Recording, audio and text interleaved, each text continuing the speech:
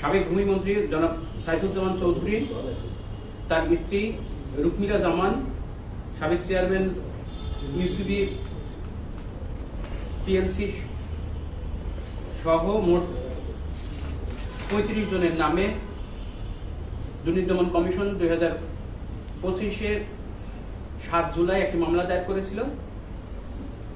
23 কোটি টাকা ইউসিএল ব্যাংকের 23 কোটি টাকা লোনের নামে নিয়ে মানি লন্ডারিং, আত্মসাৎ, বিদেশে পাচার, এই অভিযোগের প্রেক্ষিতে দুর্নীতি দমন কমিশন তদন্ত সাপেক্ষে মানি লন্ডারিং এবং দুর্নীতি প্রতিরোধ আইনের সংশ্লিষ্ট ধারায় একটি চার্জশিট অনুমোদন দিয়েছে।